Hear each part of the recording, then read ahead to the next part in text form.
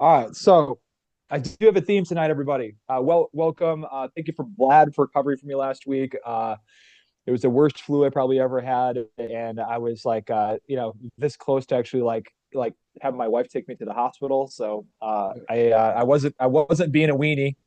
Um, so the theme for tonight is momentum, building capacity. All right, because in 2 weeks, 1/10 of the year is already to be gone. All right. So um, some of us are still shaking off the holiday inertia. The thing is that it's oftentimes easy, especially if doing anything outside of like the quick hit.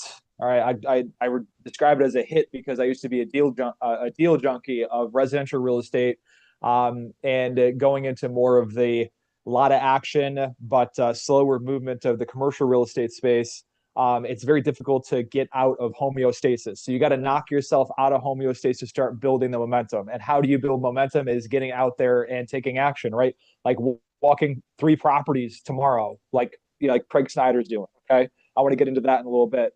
Um, but the capacity building happens through basically just going out there and taking action. And these are all the things that are with the game. They're walking properties, calling brokers, analyzing deals, making offers, meeting with potential investment partners, filling after control of your schedule, because this is something that's foreign to probably everyone in this room is a part of the 0.07% club. Okay, you are all own multiple investment properties, so you're the super freaks of the world, and it's difficult to get into a new habit. And how do you do it? It's just by taking consistent, violent, imperfect action. Okay, don't let this year slip away from you, because before you know it, it's gonna be the holidays again before you know it. Okay, especially those of you that have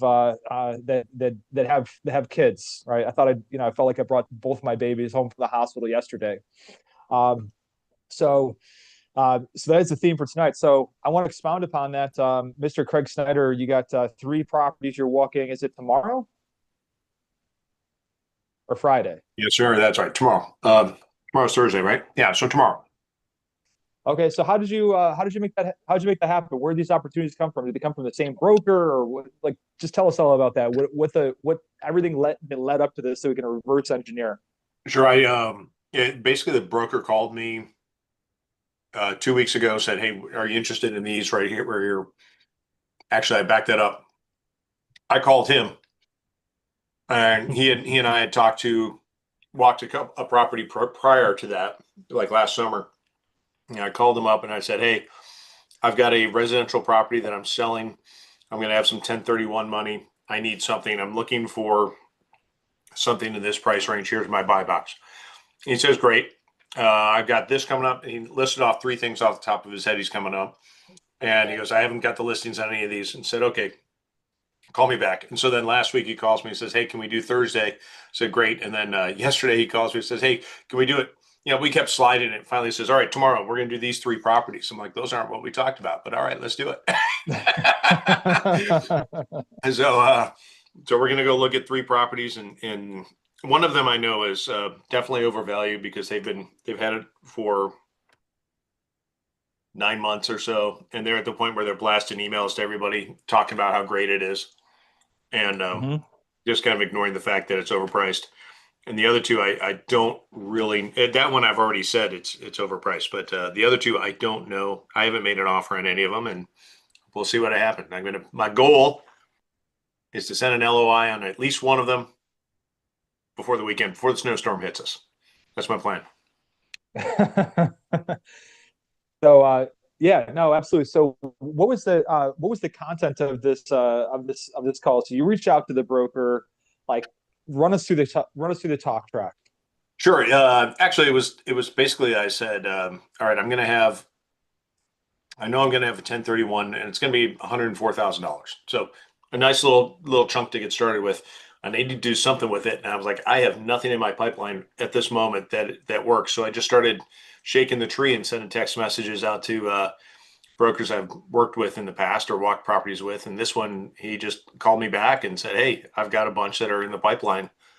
Let's have a conversation." We started talking about it. And and then what I said I wanted to talk about, he said, "Well, we haven't got those yet."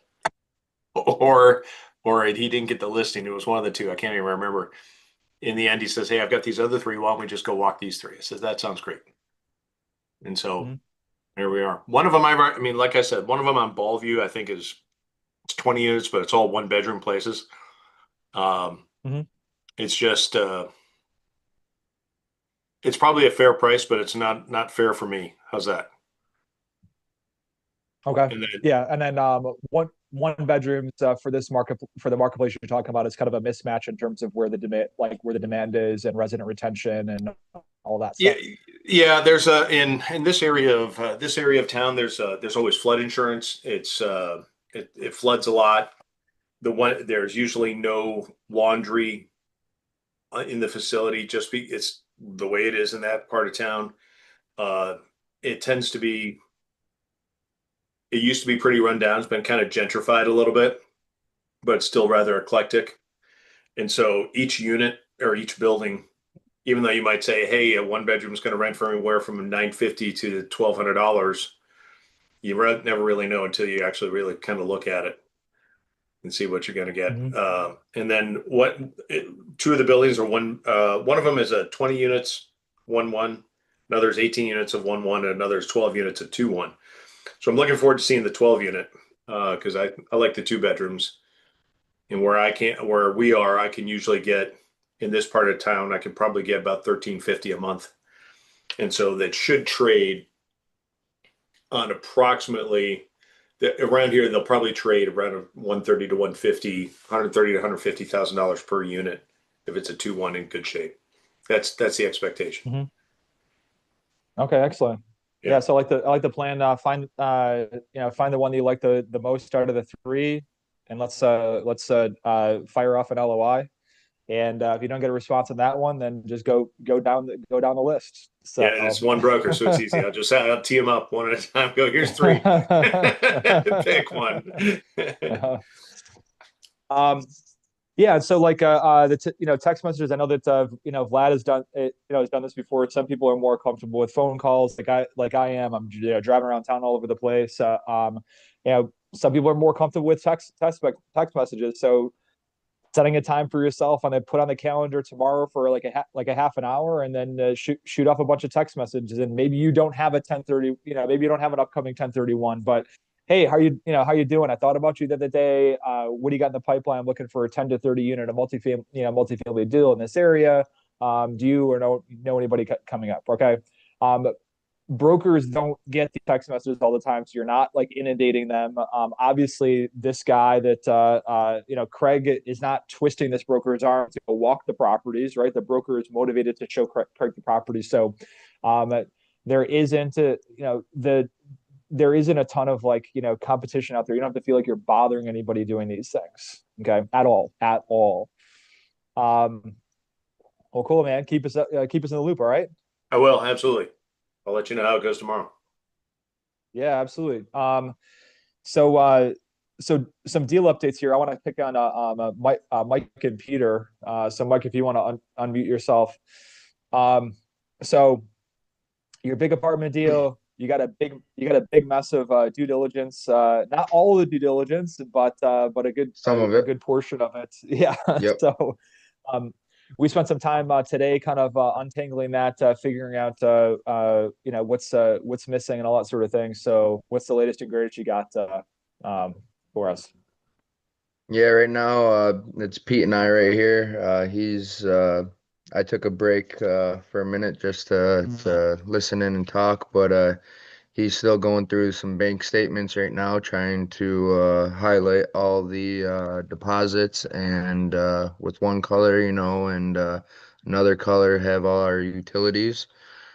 So we can add that up and make sure it is close to what has been told, what we were told. Mhm. Absolutely. Um, so that's been the last hour and a half of our time so far. Um, emailed the attorneys letting them know what we're missing and just waiting to hear back, you know?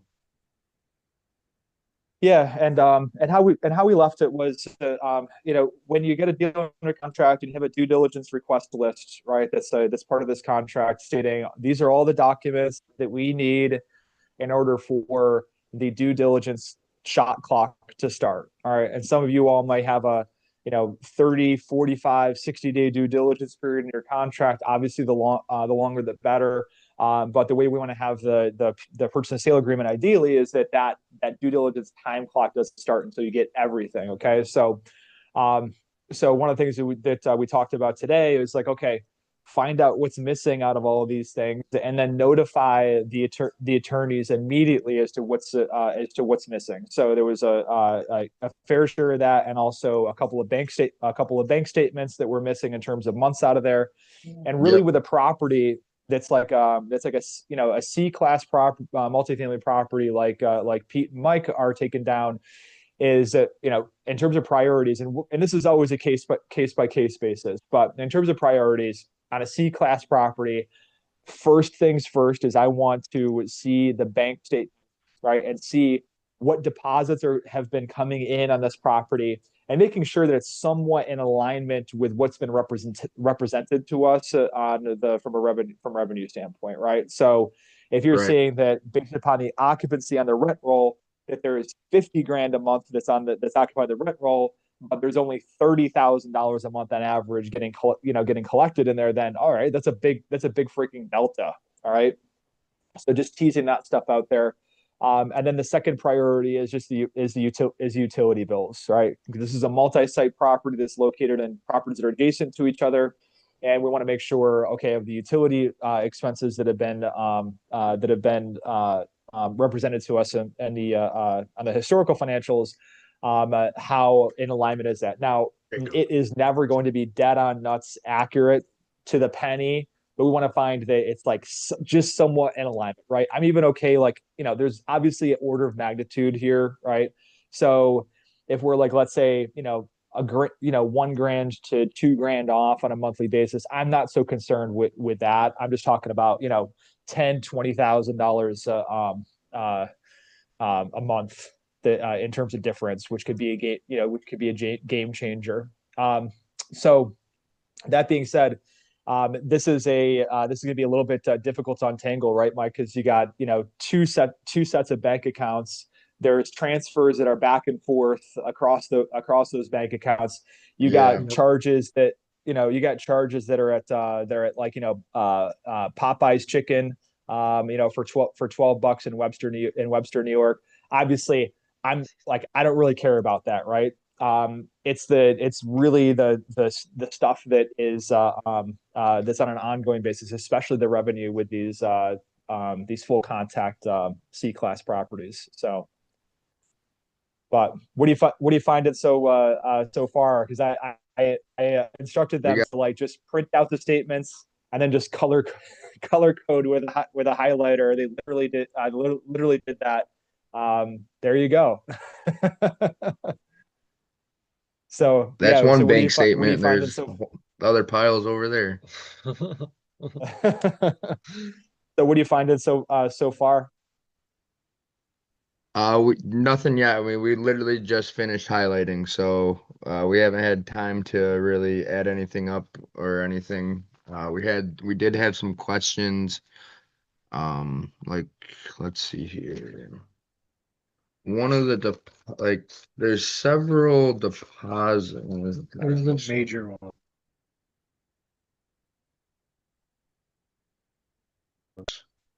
Um, one of the like everything is like all of the deposits are Zelle payment or Cash App or check ATM deposit, and then there's some that are just deposit, and you know What is they're that one? Like Fedwire credit, that's um 15,000. or then like this one here is, you know, like it says Fedwire credit via blah blah blah blah blah blah blah blah, and you know it's a deposit of $15,000. Well, Mhm. so what is that? That's not rent being paid, or is it? I mean, who's Fedwire, I guess. Who would be paying 15,000 in rent? Yeah, so on those unexplained deposits, what you want to make sure of is that some deposit, you know, you don't have a substantial amount of deposits going into the bank account that are basically like this guy just like keeping the property afloat, okay, with rents not getting paid, with not rents not getting paid, for instance. So he transferred from a savings account to there just to be able to pay the property bills. But what you do is that you circle and black ink any of those deposits that are like, what the hell is this? All right, it's not a Zelle payment, it's not a Cash App pay, it's not a Cash App payment. It doesn't look like it's like, you know, $680, okay, and then there just so happens to be that there's an apartment that's on the rent roll for $680 a month, right? Right. So then you can itemize those things there, and then in the follow up email is just say, hey, listen, we have a list of deposits that we need, you know, that and in these cases too, Mike and Pete, you can make the bank the bad guy, right? Hey, I'm so sorry. Like, I know that my bank is going to ask these questions. I want to be armed with the information to explain it. What is the, you know, what are these deposits? Can you provide some explanations on those, for instance, right? Okay. So, um, but yeah, but I think that just upon, you know, my brief examination of the statements, I mean, I think that you guys can gain a lot of efficiencies through just implementing like just basic property management systems, because, you know, they got cash apps, they got tenants going to ATMs and depositing cash in their landlord's account and that sort of thing. So having a uniform system for collection of rent payments, making it frictionless and easy, um, is going to make your guys' lives a lot easier too. So. Well, excellent. Keep me in the loop. Absolutely. Okay. Deal update. Matt Barbaccia, industrial deal you closed on a little while ago. Why don't you unmute yourself and give us the latest on that? It sounds like you got some good progress. I don't know if you covered this last week when I was sick, but Matt, I don't know if you did, about the square footage with that one tenant being way out of whack. The existing tenant that you inherited and going with the company that leases it right now. Yeah, I think I told everyone about that. So it was like 1,000 square feet different. And yeah, I haven't. So I got my triple net lease finalized 5 days ago. I sent it out on the 23rd to them to just, take a look at, and just told them what was going on and was straightforward with them and whatnot. And I hadn't heard back. So I called them today and I got a hold of them. And I guess the COO is like giving it to the branch manager of that property, just like, well, I guess there's a lot of back and forth. There was miscommunication. I must have stirred up the water a little bit with them, and stirred the pot, I should say. And so I don't know what the resolution is going to be, but they told me they would have an answer for me in the next couple of days. I don't know if they're going to, move out, and they don't have a lot of other options, I don't think, at this point in time, to relocate in that area. So I'm sure all this is going through their dialogue and whatnot. And ultimately, I hope they just decide to, just deal with the fact that they've been getting away with this for so long, and it'll be, moving forward, the correct market rent. But yeah, so they're still working it out. That's not been resolved yet. But the ball's in their court. And then the other units, I have 3 other units that I just put on Facebook Marketplace. And I was asking Vlad a little bit about how to best do that, and he gave me some good insights on, like the miscellaneous tab. I've never done like a commercial listing on Facebook Marketplace before, but it's quite common, and it goes into the miscellaneous tab typically to, list that properly, so it's not listed as like a, residential, lease or residential house for sale. I have gotten a little bit of traffic with the Facebook listing. I put it on Craigslist as well, and the smaller unit is getting a lot of clicks and a lot of interest. That's about 960 square feet. The other ones are 1,700 square feet and then about 3,800 square feet. So those are, I think, going to take a little bit longer to, to tie down. So yeah, that's pretty much where those are at. I have a couple brokers that are promising me pretty awesome, tenants that they're trying to find space for. So I'm not holding my breath, but I got one that's like a 10-year lease with the state of New York, that apparently they're looking for office space and they would consider building out my warehouse space that's already partially office, about 700 square foot of its office out of the 3,800 square feet. So they need about 4,000 square feet. So they might consider that. For a 10-year lease, if I could get that, that'd be pretty sweet. But Mhm. again, it's one of those things where it's like, I'm typically overpromised and underdelivered with, with this particular broker. I've been led on some pretty sweet deals that didn't turn out to be, so I'm not holding my breath.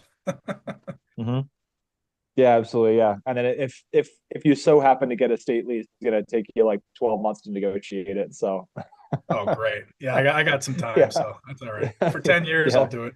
hmm Um, yeah, so one of the things with Facebook Marketplace, this is like for you guys to have like smaller commercial spaces that are just too small to have like a commercial like landlord representative like be that interested in it, right? Because typically what they're going to do is you're going to put it on LoopNet and Crexi, and then just set it and forget it. All right. So on your smaller spaces, this is where your mom and pop tenants, like your contractors, your small business owners, that sort of thing. That's where they look for space. They typically don't look on LoopNet and Crexi. It's just like too intimidating for them. Okay. Because just think about it, like what do these people usually buy, right? And they're gonna utilize tools that they're accustomed to for, like, let's say looking for apartments or houses, or kids used clothes and that sort of thing. Um so one of the things I found that works is like making sure to have right in the subject line like a commercial industrial, like a space for lease, and then having the square footage on the actual title there. And then an additional thing that I do, and Matt, I don't know if you did this, but boosting that post, those marketplace listing posts. I set it up as like $5 a day for each of my postings. And what that helps do is it helps like get it to if anybody's looking for any commercial space, it's like putting it right at the top of the list, right? So typically, when people are looking to have a story in the news and that sort of thing, they want to be above the fold. This allows you to be above the fold with anybody and everybody that's looking for that type of space. So I do that. It's a worthwhile investment, and I just listed a space, about a 2,000 square foot space yesterday, for some commercial space that we just finished building out, and we've had about 30 inquiries within the past like 24 hours. And I have three tours set up on Friday, from good prospects. So it works. So I saw David Martin in Midtown drafting up a lease. Was that what that was for? maybe another space, but that was another tenant that I found on Facebook Marketplace for 4,000. It's probably for 4,000 square feet. So it's an additional, 40,000 a year, just for something totally stupid like Facebook Marketplace. So thank you very much, Josh Rosenberg, for educating all of us on the wonders of Facebook Marketplace and leasing small commercial spaces. So okay, what are the deal updates we got? What wins do we want to report? This could be either offers made, properties walked, properties analyzed. It's been a while since I've talked to some of y'all. So what type of action you've been taking out there, and wins that you've been getting as a result? No win too big or too small.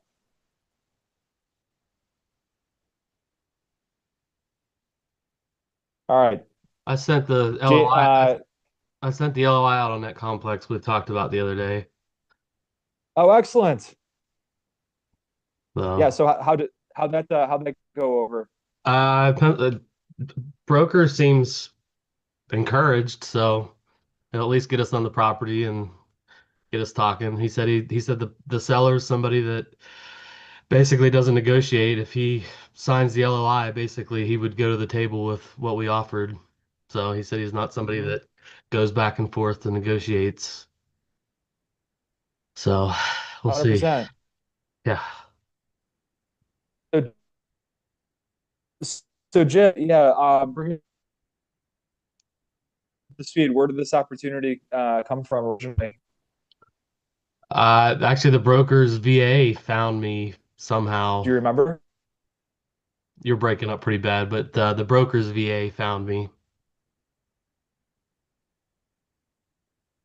Okay. Yeah. So how did this broker think to contact you? Did you have a relationship with them already? No, that's what I'm saying. His VA somehow headhunted me and found me and sent me a cold call email. So So I'm trying to think of how we can replicate that. How do we get cold calls brokers via? well, I'm trying to headhunt her to work for me now. So Hey, there you go. Oh, it's a great idea. Um, I literally sent her an email this morning so seeing if she was looking for more all work. right, so yeah, keep us in the loop on. So Jim, keep us in the loop on your response on that. So I'm excited for you. We'll see. Long way to go, but first step down.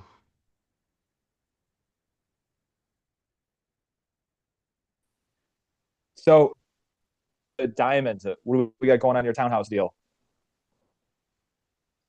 Give me 1 second. Okay. I got some answers, and it seems like my tax guy is not. I don't know. I feel like he's been doing it for 40 years, but I feel like he's dropping the ball here and isn't. It's super simple stuff. He left some stuff off of my tax returns last year, and she explained to him once, and then he scratched his head for a couple weeks, and then I asked him to send her some stuff, and it was what she had sent him back. So I can't wait to hear his answer after I talked to her today. It was super simple, the directions that she said that of things that needed to get done, and not quite sure why he's not doing that. And the only thing I can think of is maybe he doesn't really know that much about taxes and is just putting it into software and it's spitting it back out. Mhm. So not having his software up for 2025 taxes yet, maybe he can't do it because he doesn't have the software and doesn't have the knowledge just to punch these numbers through, on a hard copy. So I'm not Mhm. quite sure until I talk to him, but he had some surgery today, dental surgery. And so come to find out after these 3 weeks of waiting for an answer from him that he didn't have an answer. Mhm. So I don't know what to say about that. And then of course, for my 24 returns, I gave him all my documents and the interest isn't, he left the 24's interest off to make it look like I made more, which really doesn't matter because you add it in and you add it back out. Mhm. So I'm a little confused about that. And then I'm hoping that he has the documents to be able to put the 24 interest in. So this is what I got to find out tomorrow. Yeah, and so James, this is these are your 2025 tax returns needed for the bank to provide the financing on the deal. Just a draft, yeah. Just a draft of the 25s, and they can probably move forward with that Okay. because they have a P&L from me, and if I could give them the draft of the returns that show that, she thinks that the numbers look good from the P&L from this past year. And she doesn't understand why he's not following through either. And she's been a little bit incommunicado because she's been in audits for the last 2 weeks and so I finally figured out why there's such a hard time reaching her. It's because she's been doing audits or involved with audits for a period of time. So I finally I emailed her the other day and said, when can we talk? And she said, well, maybe Wednesday, and can't be Thursday or Friday. Wednesday, 45 minutes on Wednesday to talk, and that's it out of the Mhm. whole week of availability. So Yeah, yeah. when she called, she was not happy that what she got back yesterday wasn't much different than what she sent him. So I don't even know what to think at this point. Like I thought I would have some answer. He sent her sent her what she needed, and come to find out he didn't send her anything, and he still is scratching his head as far as I know. So I don't know what to think. Guy's done my taxes for 5, 6 years and never really had any huge issues. Okay. So, But but it's- now, there's a lot more scrutiny on them with the deal like this compared to what I send to CNB every year, or every, for the smaller deals. Yeah, no, it sounds like you got to grab him by the scruff of the neck, and get his No, by and the freaking throat, by the throat. Jesus, it's throat time, man. Scruff of the neck. That's for like little kids going for the freaking juggler. Are you kidding me? He's gonna screw this whole deal up. Why didn't he say something? I don't even know what to think after talking to her today. Mhm. That's just bizarre. And all I can think of is he doesn't know what he's doing. Mhm. And how is that possible? He said he's been doing it for 40 years. I've known him for 10 easily. Yeah. So strange. Okay. Yeah, I mean, if the directions are pretty clear on what they need to do, then yeah, you just got to be a squeaky wheel on this one. Um, and then it sounds like the hard money lender for the whole deal, is that kind of like a backup plan, in the event that things don't go through with the bank? Like, tell us about that. Yes. Yes. And it wouldn't be such a bad deal if it's not really that big a deal because, I mean, because of the upside, it's either, pay a little bit more in interest or don't do the deal. I mean, there's enough upside that I don't feel like there's going to be, it can absorb that over time Mhm. as opposed to not getting the deal. So I feel like, just because there's a few points higher on the interest or whatever. So I got to figure out where he's at on that. He had said 12-2, and then now there's talk of 14-2, and so not sure what to think about that. So, but in the meantime, everything's been in flux, waiting for an answer or waiting for some type of, hopefully going forward with the bank. Mhm. So it's been a challenge to like be patient and like, oh my God, I'm not think the worst and keep positive. The other night I was thinking to myself, I am going to close this deal. I'm going to close this deal, and that's it. I'm going to close this deal no matter what it takes. So Mhm. Yeah, and that's all I got. That's it. And it's strange, and I don't know what to think now. It's worse now, but at least I know that there's, a reason why or whatever. At least I have some answer, and that's maybe this guy doesn't know what he's doing or something. I don't know. So Mhm. on to whatever I got to do to overcome that the next day, whether I got to call the bank and get all my interest statements for 24 somehow or what.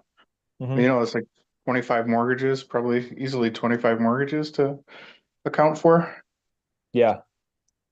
Well, I know that we have a one-on-one set up for tomorrow, so maybe we'll have some updates at that point in time. But the backup plan that James has lined up is through a hard money lender. It's expensive money, but it's what 14% interest in 2 points, on Yeah. yeah, on what is it would be 2.2 million or something like Yes. that. Yes. Okay. Okay. Um, which sounds really scary, but there's enough upside on this, and also I think that the current bank is familiar with the deal, comfortable with the deal, and also comfortable with James that, hey, by hook or by crook, you close this thing, you take the next like 3 to 6 months, and do the best you can in terms of like repositioning the properties and optimizing them, and then he closed on it with permanent financing with AmeriQ. I know it's painful to pay that type of interest, but also you have an extremely motivated seller that needs that money. Yeah. And I'm an extremely motivated buyer because I need that money too. So I have goals that I have to attain here. So this is puts me that one step closer to those goals. So Mhm. and the fun part about it is I text him to ask for $2 million. Mhm. So back when I brought it up with him, it was 2 texts when he was on vacation. He said he'd get back to me. So I mean, where in the world did you ever think that you'd be texting somebody for $2 million, right? Hey man, yeah, it's just an extra comma. So, um, That's you told me that a long time ago. It's just another zero, a couple extra zeros. Everything's the same. The banking's the same. They take your tax returns. Nothing's different. You call the insurance guy, like nothing to it. mhm. Yeah, no, 100%. Yeah, and the thing is that hopefully you only have everybody here. Hopefully because you're doing larger deals, you only have to do this a few a few times in your life. But this is the way transactions get, especially with the amount of moving parts that are in commercial. Thankfully, you get the deal done. Obviously, the real work starts, but at least you have control over the property, and could affect its future rather than waiting on all these parties in terms of accountants and and banks and attorneys and all of that stuff. So it is stressful, and it is like being on pins and needles at points. But Yes. yeah. Yeah. I hate to ever use the word stress or hard or, but I'm going to use pins and needles because that's a good way to put it. So I know. And in that's the a lot. dark, in the dark, I guess is what it is, Yeah, I mean, and that's like and that's a lot coming from James, because like James is like my spiritual like Sherpa. So James never gets put on pins and needles. So Yeah. Yeah. Guess steady Eddie, right? You guys just stay steady and it's going to happen. Either it's going to happen or it's not. And then you move on to the next thing. yeah, absolutely. Mr. Matt Bain, what's going on with your deal? Do you got a purchase and sale agreement executed yet, or what? Still radio silence at this point. I am hearing bits and pieces through the grapevine about information that is being collected, but we don't have a contract. I don't think we have a. Correct me if I'm wrong, but I don't think we even have a redlined LOI. So kind of not sure what's going on. Mhm. I'm kind of in a position of not knowing whether no news is good news, if it's bad news, if it's just no news, or Mhm. what. But you know, I'm still looking for hints, clues at this point. Yeah, you gotta without having a fully executed contract, like you're completely exposed.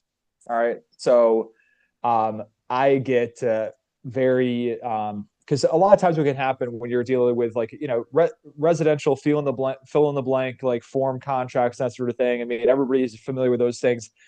With with commercial, the attorneys can slow up the process.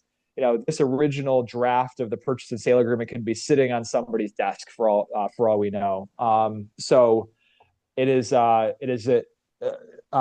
okay to be annoying, and you should be, because otherwise it just kind of I've seen these things die on the vine. I've seen other people swoop in, make an offer, and me losing out in the deal.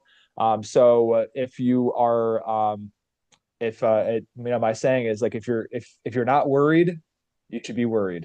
So Yeah, I was having that internal conversation already. How much do I keep pinging my attorney to see where things are?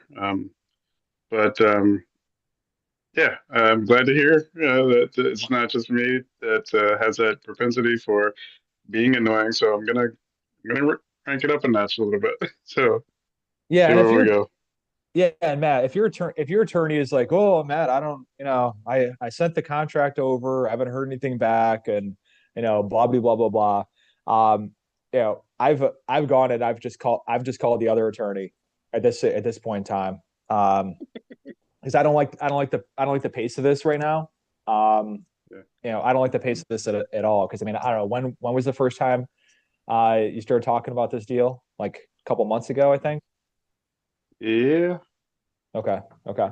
And believe me, if you call that other attorney or talk to their paralegal that's on the file, sometimes I'll just look at like the email chain and seeing like which paralegal from the sellers council has been copied on the email chains, that sort of thing. The attorneys don't know, yeah, a lot of times don't even know jack shit. Okay. But the paralegals are the ones that do all of the damn work. All right. So, I contact the paralegal, hey, listen, we've been trying to get this thing to contract for the last couple weeks. I need to figure out whether I'm doing this deal or not. Can you help? Like, something that's just like totally stupid.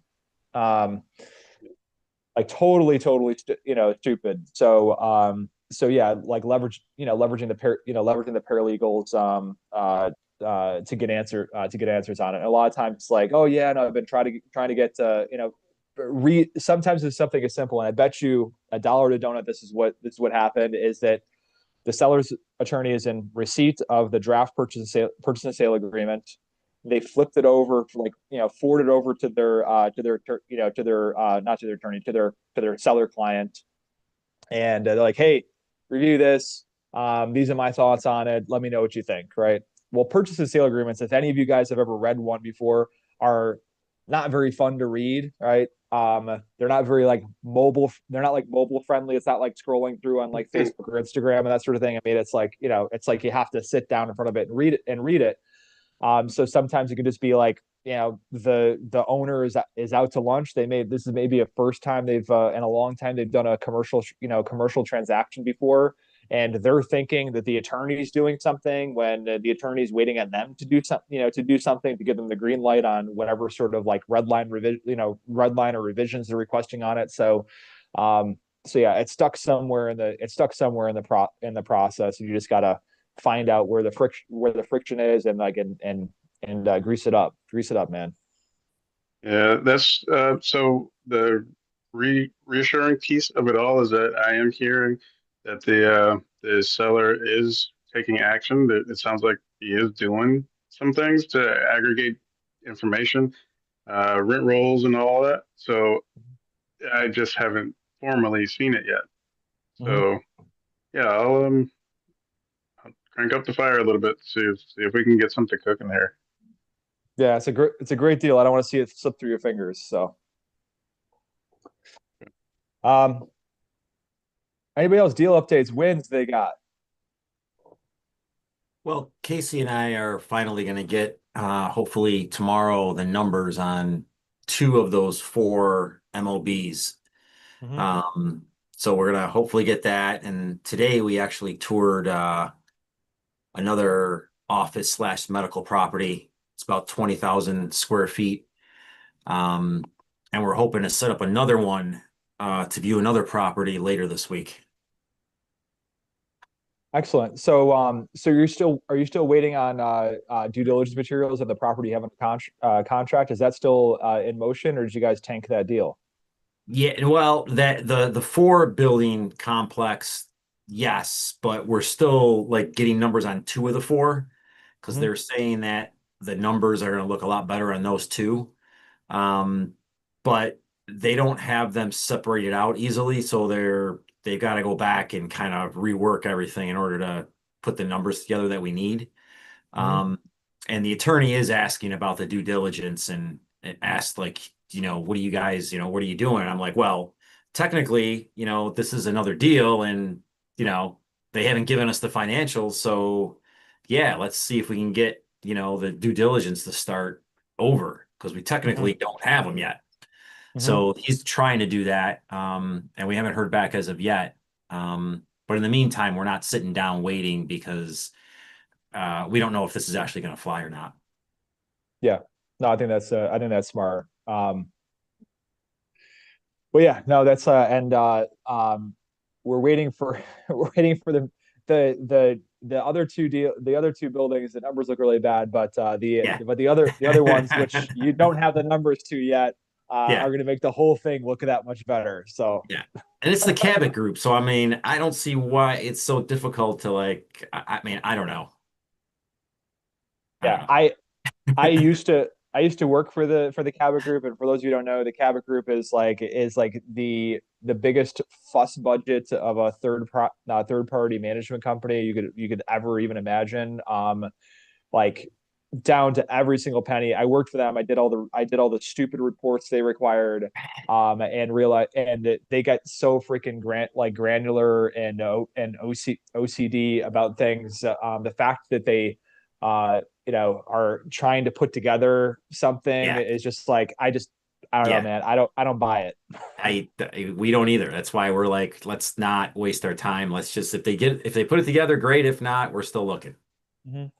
No, I think that's, I think that's smart. Here's the reason why is because you can tie up like, all of your like psychological eggs in one basket towards one deal and spend months on it. And then that deal ends up tanking because things just like this. And therefore you lost out on all these opportunities. They could have been good opportunities. At the end of the day, like, you and Casey came to this deal with certain assumptions on the financial performance of this property, and a certain, and with a certain margin of error, a certain amount of financial performance going forward. So yeah, so I mean, if there's going to be something that is going to be present to this in a light that is not at all like that, then you by all means have the right to either renegotiate, okay, or pull the plug on the deal. Yeah. So, and I'm always at the standpoint of like, I always want to renegotiate if there's materially different things with the deal. So we'll talk. We can talk about that after you kind of untangle all this stuff and on what that would look like. Because I know that you guys spent weeks negotiating this thing in terms of like every single penny you could possibly get out of this deal. And you may think like, oh man, we got these people down to the absolute bone. Well, when it comes about where they're scrambling to basically like, oh, these numbers actually look like shit, like, what are we going to do now, right? So you'd be surprised just to these deals can get salvaged through some smart renegotiations and that type of thing. So, well, cool. Keep us in the loop. And you're walking those properties when? We walked one today, and hopefully we're going to walk the other one on Friday. Yeah. So how did that? So tell us about the deal. How did it go? I mean, it's a nice building. It was built by Mark IV. And it's a quality building. There's some vacancies in there. I mean, the vacancies are, Casey, you remember what the vacancy rate was? I think it was like 60 or something like that. Yeah, I think you're right. Like 62 or something like that percent. So there's some upside, potential on the lease up. But overall, I mean, it was like a 3 stories. One of the stories goes down into the ground. It's not a basement, but it goes like in a lower level. And it's got, not my favorite thing, but it's got an elevator. But it seems like a pretty quality built building, and it's managed by them. They have their own management company, and it seems like they take pretty good care of it. They have a strange little thing on the first floor where they've got a unit where they never finished it. I mean, the building was what, like 25 years old, Casey, something like that. Yes. And there's a unit that's like bare bones. It's just drywall and plumbing. There's no floors in it or anything. He said it's like he likes to keep one vacant for some reason. Yeah, in all his constructions. I don't know. Must be, maybe it's a superstitious thing. Who knows? But I mean, Casey, what do you think? I thought it was a pretty nice building. It was a really nice building. I'm curious to see when we run the numbers what we think. Yeah, I think it's not priced, so we definitely got to run some numbers. Yeah, no, throw a dart somewhere, So if you like the building and if you like the building, underwrite it, make an offer. Sometimes maybe it'll get responded to, maybe it won't, right? But just deposit another seed out there in the ground in the universe, and it'll grow and reward you mysteriously someday. So, you know how it works. Everything in this business is like you have no idea what comes your way. All you got to do is just take is take action, right? You know, do all the lead indicator type of things, right? The walk-in properties, analyzing properties, calling brokers, meeting with the brokers, making offers. You know, I just got to send a deal to today that we're going to take a look at analyzing. You know, this is a broker I hadn't talked to in 6 months. Called them up about a week and a half ago, just to kind of catch up with them, and he sent me this deal. Looks really interesting. So this is how you make it happen. So all right, well, good work, guys.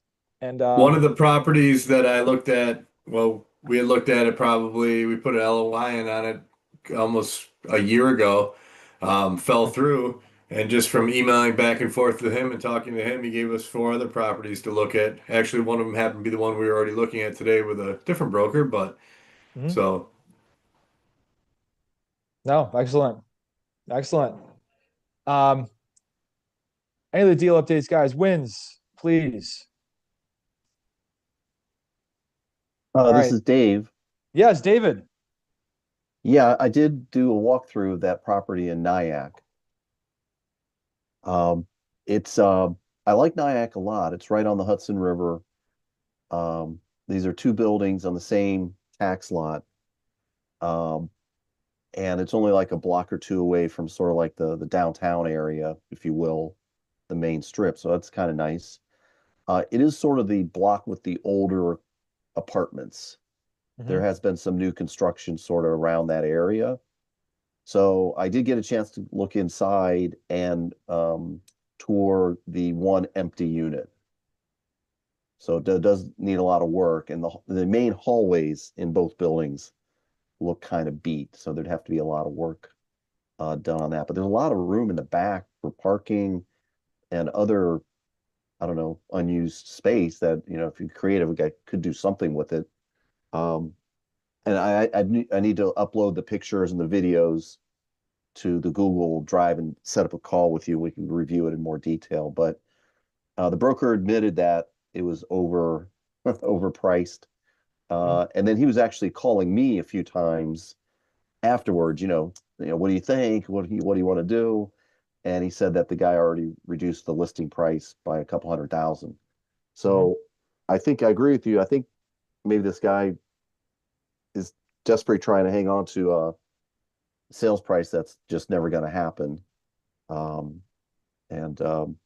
So anyhow, yeah, I'll upload the videos and the pictures and get something on the calendar, and we can go into more detail.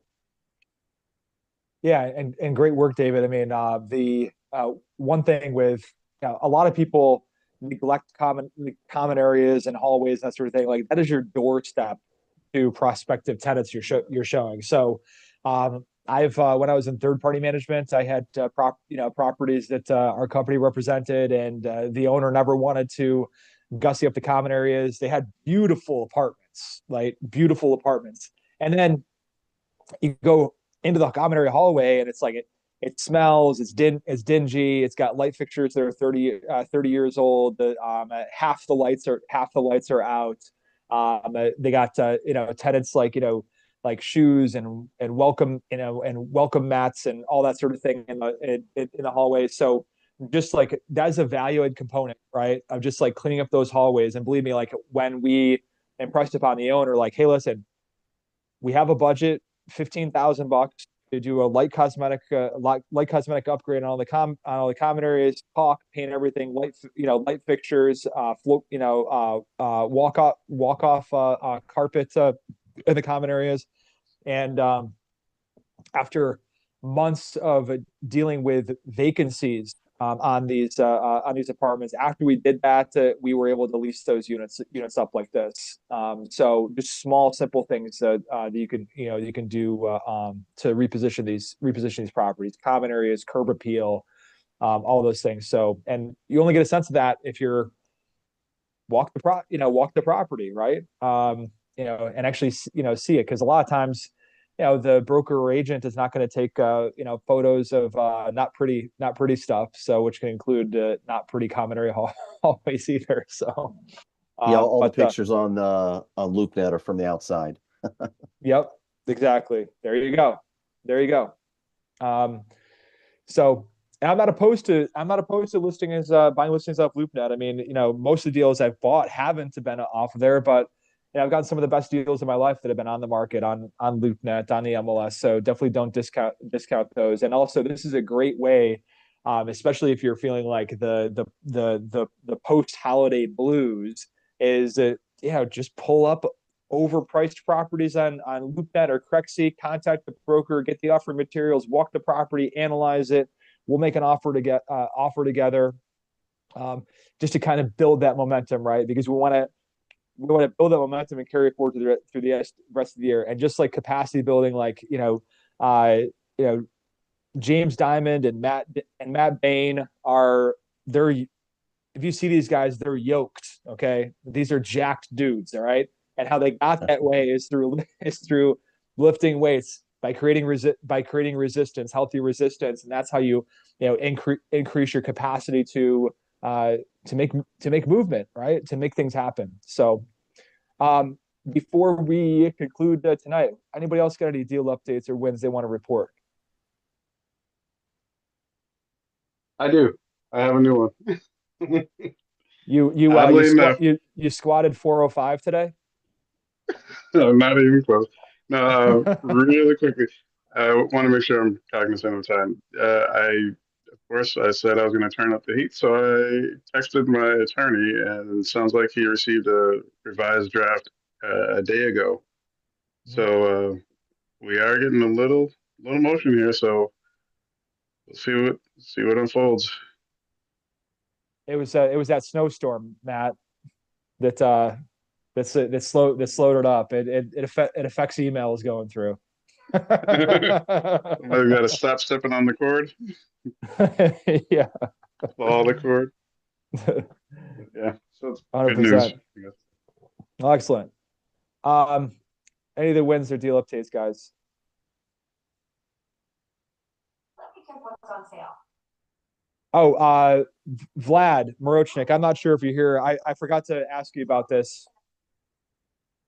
40 colors for $24.89. For some reason, I have Alexa talking at me right now. Yeah, Vlad. I'm here. What's up? Vlad, did you go through with that office deal? I think we passed on it. Okay. Yeah. Can't make it work.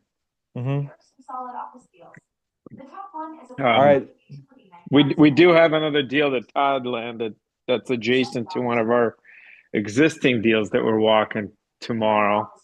That's exciting. Excellent. Where did that deal come from, Todd?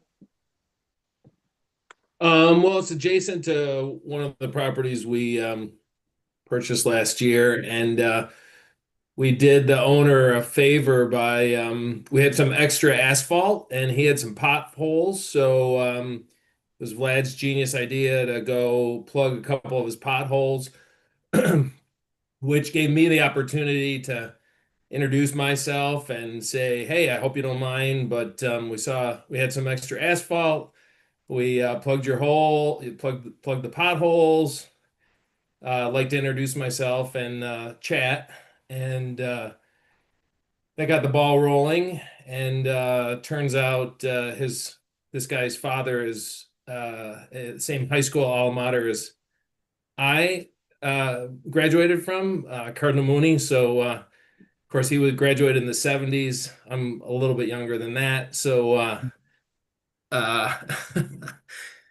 we hit it off, and the next thing we discussed was, are you interested in selling? And just so happens he's moving on to something bigger and needs to unload this property. So never leave a conversation without saying, if you're ever interested in selling, just let me know. That's what I do.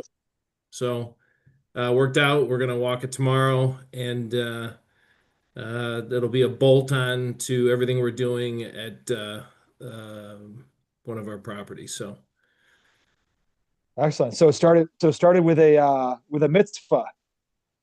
Yeah. did something nice for somebody, and there's always the law of reciprocity. So that's why I like doing nice things for nice people, for nice people, and not expecting anything back in return, because some point in time it'll come back to you tenfold. So that's awesome. Absolutely.